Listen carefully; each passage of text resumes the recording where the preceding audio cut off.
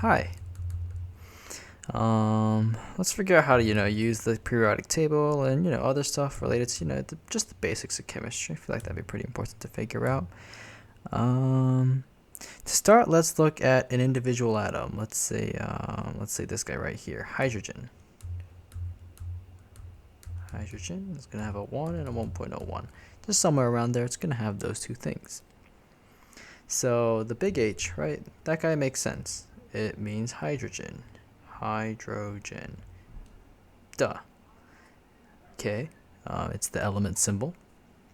But this guy and let's use a different color, and that guy, those guys are kind of weird.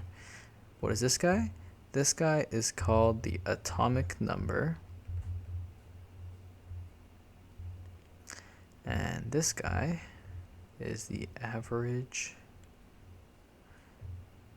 mass unit. Sometimes also can be atomic mass unit. Atomic mass unit.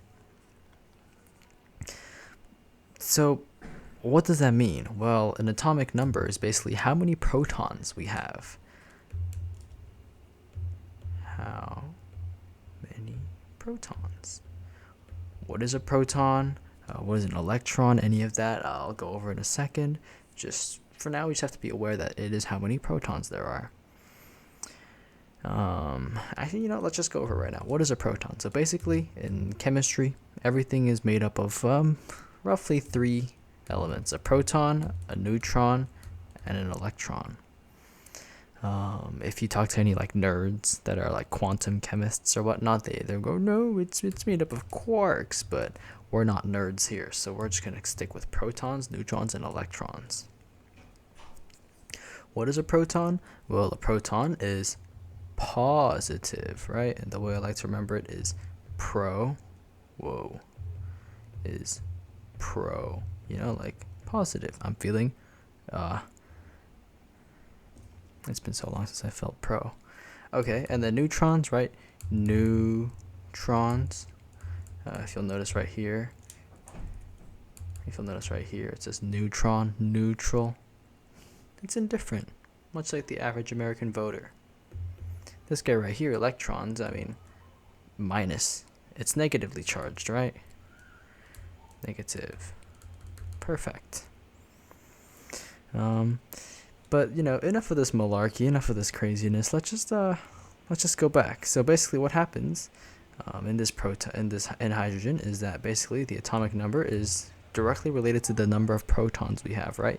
So this hydrogen atom is going to have 1 proton, and it's going to be positively charged. But notice how it's not an ion; it's just H. Therefore, we must have 1 electron just floating around it. And as we all know, 1 minus 1 equals 0. A positive charge minus a negative charge equals no charge. Voila. And notice the size differences between this proton right here and that electron. Notice how, compared to the proton, I guess in this case they look kind of similar, but notice how in this case the proton is ginormous as opposed to a tiny electron. It's just because the proton weighs a lot. It weighs about 1 AMU, remember AMU being atomic mass unit, as opposed to the electron being significantly smaller. Funny thing about the electron is actually it was discovered first by this dude J.J. Thomson. He's a freaking nerd. I'll put his photo up. Yeah, J.J. Thomson. He shot atoms through basically what's a magnet, and he noticed that the positives are going towards the positives, negative, or positive went to the negative, negative went to the positive, yada yada. And he said that electrons basically looked like plum pudding, where it's one big nucleus with a bunch of electrons inside of it. I'm sorry for the tryptophobia. Obviously that's wrong, and he was immortalized for being wrong. And that's thanks to this guy Rutherford. He shot things at a gold plate, and if you see an electron, it's tiny. It should just go right through the gold plate, but it didn't. A bunch of stuff are being deflected, and so he was like, "Why is that?" Turns out there are clear nucleuses, and then there's going to be an electron like cloud around it, right? Rutherford believed that basically the electron could take up any space. Later on, his buddy Niels Bohr said no, it's going to be clear shells, but that's for later. So we now know basically what a proton is, what an average atomic mass is. We know what it is, but how do we find it, right? That's probably pretty important to talk about. So let's figure out how to find it. The average atomic mass is actually really simple. We just have to talk about the different isotopes. Let me spell that out for you just right now. We have to talk about what's called an isotope. Isotope. And if you don't know what it means, it just means different ways. Different, I'm going to say change. Delta means change. Different ways an element can present in nature. So if you remember from earlier, I drew the proton, I drew the neutron, and I drew an electron. Notice how the proton and the neutron are, pretty similarly sized. The electron, of course, is super tiny, right? And we know that hydrogen has one proton, so it's going to get all of its weight from one proton, and then it's going to have its little electron friend. But actually, what you'll notice is that sometimes hydrogen will weigh 2. That's so weird, isn't it? 2? What? That's never happened before. Well, that's because sometimes hydrogen can decide that it wants to cheat on hydrogen's proton can decide to cheat on its electron friend and get an extra body, this neutron. And that neutron is going to add an extra 1 to its weight. And obviously, this hydrogen is going to be super unhappy, right? Have you ever seen a thruple that's happy? Me neither. Therefore, of course, this is just a joke. Just a joke. Therefore, we can see that, this isn't really going to happen a lot in nature. So our AMU is going to be, about 1. To find it, it's obviously a weighted average. So we're going to do 1 times how often it's found in nature, which is about like 0.97 times, and then 2 times 0.03. It might be 0.99 and 0.01, something like that. Okay, so far, a lot of this is really fundamental. A lot of this is really easy. So we can read, a singular element, whoop-de-dang-do, I mean, you're probably already smarter than a lot of the population now because of that, but we strive for even smarter, don't we? So let's figure out basically how to read some of the periodic table. What we're going to see is please show up. Oh, that does not show up that well. I'm going to try to annotate on it, but I don't know how well anything's going to show up. So we have right here, these guys. I'll just circle it. How about that? These guys right here. These guys are the alkali metals. What do? They're just super duper reactive. They will react with anything and everything just because they really desperately want to. The real answer is in the electron count and all of that, and I'll go into that in a further detail later. But just right now, just know they're super reactive.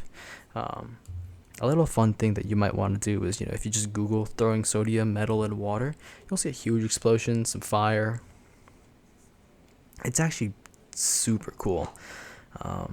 I don't know if I'll be doing that on my channel because I'm a broke college student who can barely afford water. But if I do ever become unbroke, I'll probably do it, and I'll link it to in here. And maybe if you're in the future, see if I ever make it. After that, we have let's change colors. After that, we have the alkaline earth metals.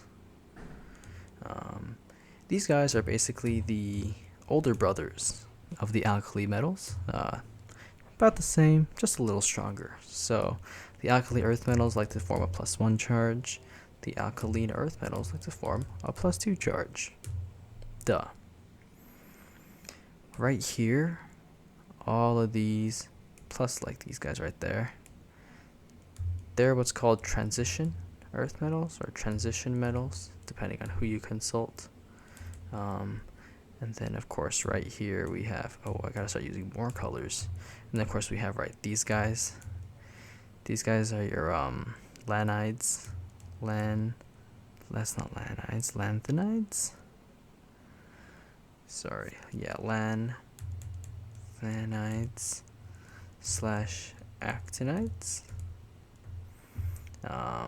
The transition metals and the lanthanides / actinides, right? They're kind of pointless to know. They're radioactive. They blow up sometimes. They make funny colors. It's about that. I mean, for now, as you go into more inorganic chemistry, atmospheric chemistry, all of that, nuclear chemistry, super fascinating stuff. Just a little beyond the scope of us right now. Yeah. And then following this ladder, like that, these guys in purple, these are our metalloids. These guys are like the awkward in-between stage, when you're hitting puberty, between a non-metal and a metal. So they have some metallic properties, some non-metallic properties. Super weird guys. And then all along here, these are our non-metals. And in the non-metals, we actually have a subdivision that I think is pretty good to note. It's noble gases. Noble gases, and I'm running out of colors. I suppose I'll use black. And everything else, every other non-metal. What does that mean? Well, noble gases are very specific. They're super unreactive, and this is because of their stability. They really like to just not do anything. In fact, let me make sure. Let me write it so that you can actually read it. Unreactive. And then of course this guy, every other non-metal, then they're gonna be reactive, right? And I suppose in here we could specially name the halogens. Oh, you know what? Let me really quickly label. These guys right here are the noble gases.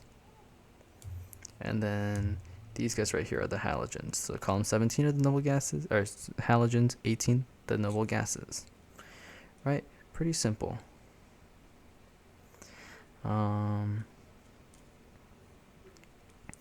So what's gonna happen is notice how close proximity these guys are, right? So the halogens really badly want to get to the noble gases. So what'll they do? They'll also rip an electron. They'll do anything they can to react. So remember these guys, the alkali metals. Remember the halogens. A lot of times, what'll happen in nature is they'll come together and they'll react and they'll become noble gas-like, right?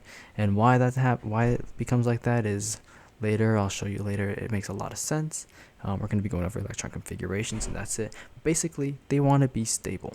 It's a lot like life. We all want stability. We want a 6-figure salary, a white picket fence, a full octet, the whole shebang. Okay, so so far so good. I feel like so far pretty easy. I do apologize for the noise. I don't know if you can hear it, but there's a lot of noise outside. Unfortunately, I'm in the dorms, so incredibly loud, and teenagers. Are they still teenagers? Not too sure. Okay, so we learned a little about the differences of things, and I kept talking about why the halogens and the alkali metals are so reactive, but the noble gases aren't, right? And it has to do with what's called an orbital. or ooh, I'm so sorry about that. That has to do with what's called an orbital. Orbital. What does that mean? Well, it's basically a bunch of electron clouds. This guy, Heisenberg, no, not that Heisenberg, this Heisenberg, said we don't actually know where an electron is, right? If you've ever heard of Schrodinger's cat, it's kind of that idea, right? And he came up with this very fancy equation: delta x delta p is greater than or equal to h over 4 pi, where delta x is uncertainty in position, delta p is momentum, aka m delta v, which is saying uncertainty in velocity is always greater than or equal to Planck's constant divided by 4 pi. How he got it is a little out. How he came up with this equation is a little out of the scope of this video, but if you do want, if you do want to know more, I definitely encourage you to, go and kind of do your own research, right? Ultimately, we are trying to be scientists here. Therefore, and if you remember, sorry about that. If you recall, because of this equation, we know that we can never really know what our position is, right? So say we have our nucleus here. I'm just going to put Nu, so don't confuse it with neutron. It's nucleus.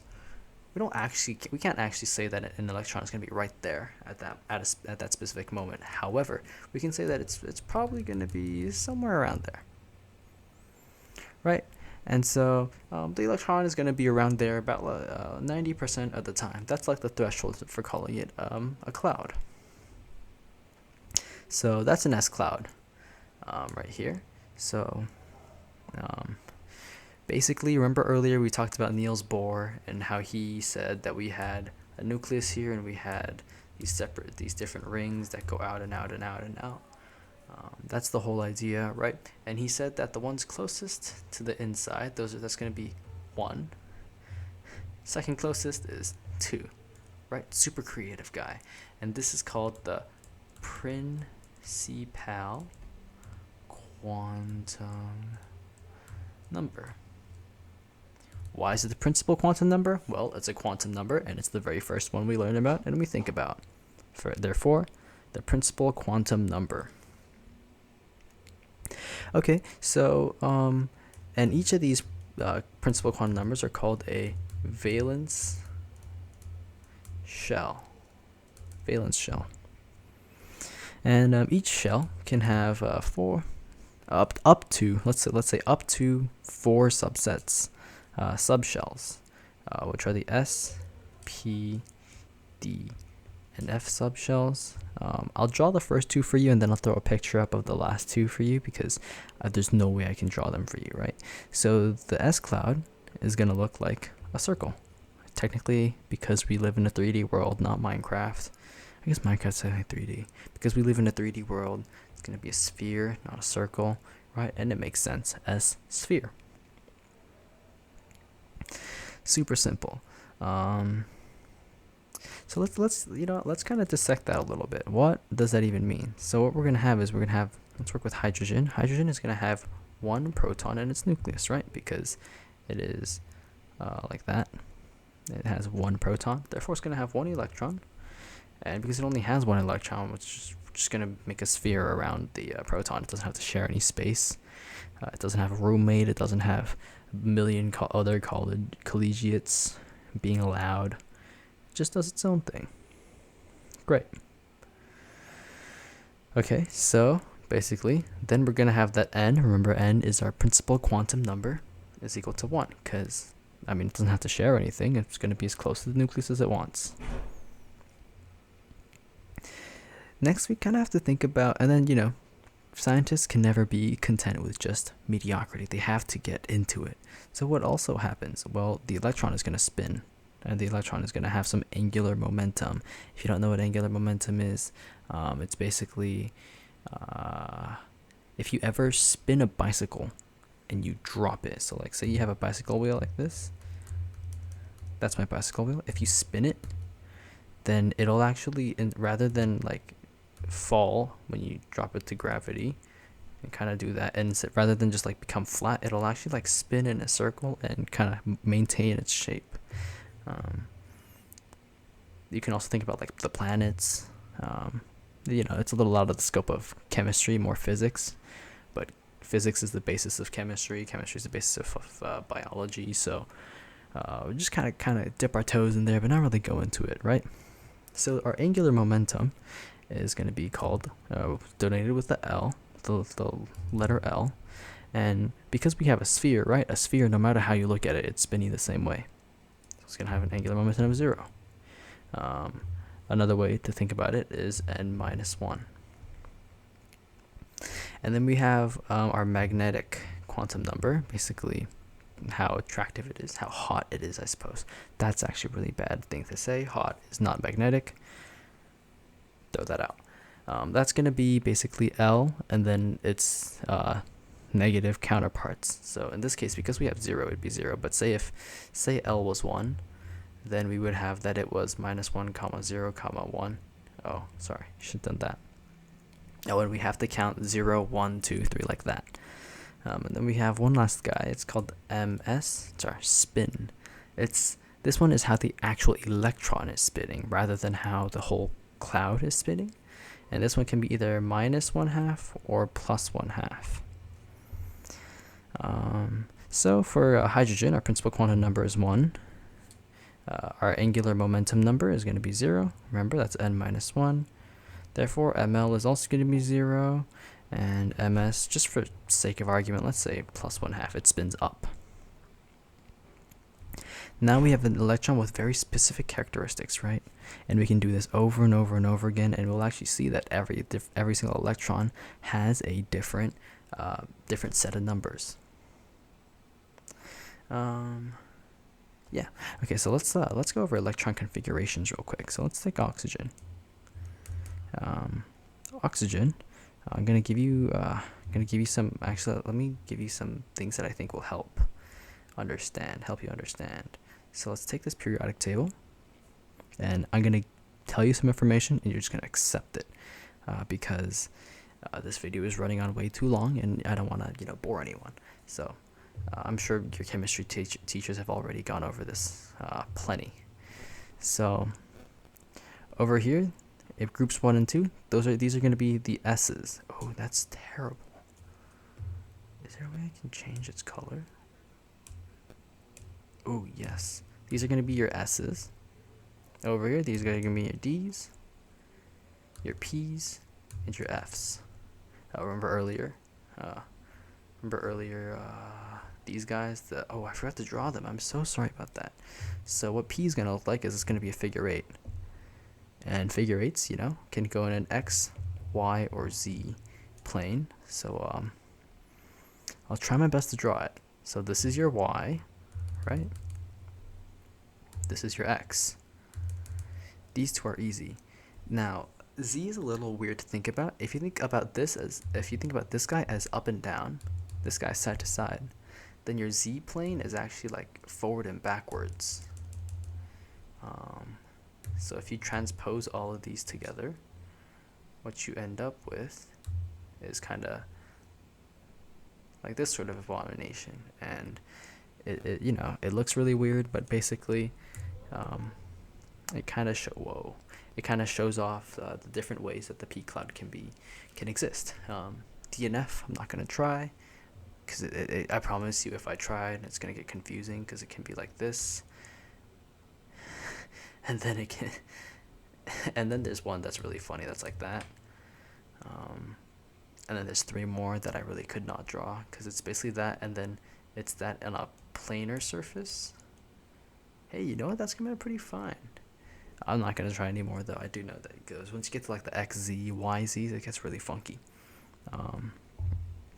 The XY and the YZ and the XZ are relatively simple to draw, but I'm just spouting jargon now, so enough with that malarkey. I'll throw those up right now. Okay, so now I need you to really comprehend this as PDF, right? 2 + 2 = 5. If you get that reference, good job. I'm proud of you. If you don't get that reference, bad job. I'm not proud of you. Go read 1985. or don't. Okay, let's get back on track. Let's figure out the electron configuration for oxygen. Well, if we make it so that we can refer back to the table. So, right, oxygen is element number 8. So it's going to have 8 electrons. And what kind of shells it's going to have? It's going to have an S shell, another S shell, and then a P shell ending right there. It's going to have 1 S, 2 S, 2 P. Right, and whoa, what did I just do? Whack. Not really. Look, this one is our principal quantum number, N, and that basically coincides with the row number, 1, 2. Right, and I told you already about the SPDF clouds. I told you that it's SPDF. I can prove it to you by doing a bunch of electron configurations, but I feel like that would just be boring to just watch someone do that over and over again. You'll see in a second why it's so boring. So just take my word for it, or you can try it on your own. To try it on your own, I'd say take the electron configuration of Mg, Ca, and Rb, of Cl, Br, and F, and then Cu, Ni, and Co, and you'll get the gist of it. After you do 9 electron configurations, you'll never want to do electron configurations again. Anyways, we have 8 electrons, so let's fill them up. 1, 2, 3, 4, 5, 6, 7, 8. Okay. Also I forgot to mention, why does this guy have 3 underscores while this guy only has 1 underscore? Well, it all belongs to ML, or I guess if you want to think about it that way, it all L. Right? L is actually which type of a subshell we have, and then ML is how many different subshells we have. And then just for completionist sake, MS tells us if we're up or down. Remember, this is 3 different. Remember, oh boy, yeah, I cannot draw something like that. The 3 different orientations. So this is our oxygen's electron configuration. If you write it down to be not pictures, you go 1s squared, 2s squared, 2p to the 1, 2, 3, 4. 2p to the 4. Right, pretty easy.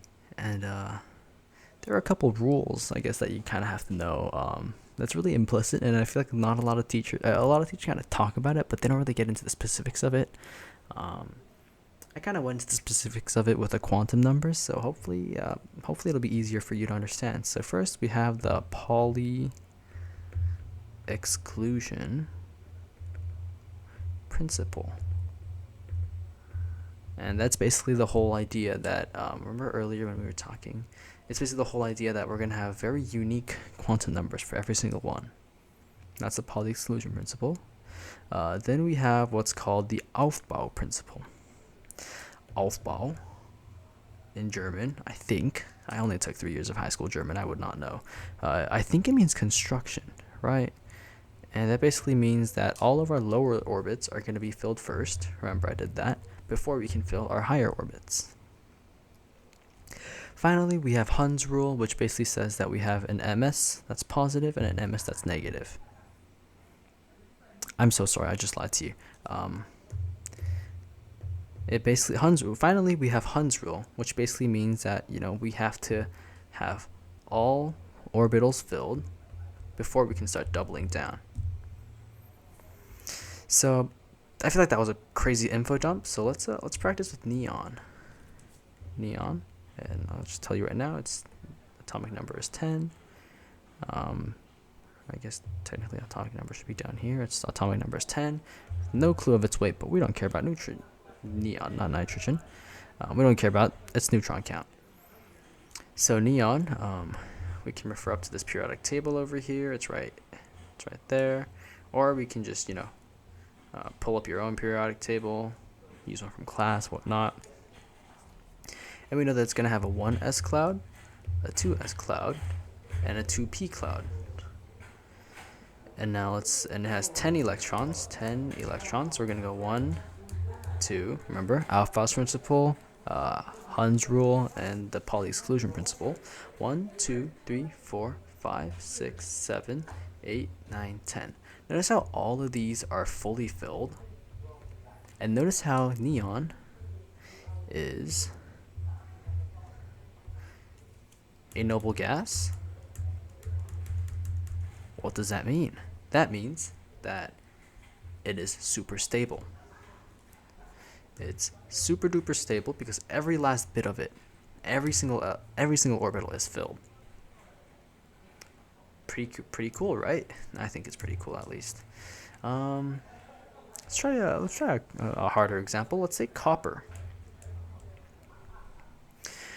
Now, if you look at copper on the periodic table, it's right here, and it just kind of gets annoying to write 1s, 2s, 3s, 4s, blah blah blah blah blah blah blah, right? So instead, what we can do is we can take copper's row 4, look up 1, and find its noble gas. So it's gonna be argon, and then we can just write bracket Ar. Then we can just start on row 4. So it's going to be 4s, and then we're actually going to go 3d. 2, 3, 4, 5. 3d? What? Why not 4d? It's because of a couple... I feel like this is a little more advanced than we need to go into, so I'm just going to name it, and then if you are curious, you can look more into it. It's called shielding. Ooh, can I spell? Shield.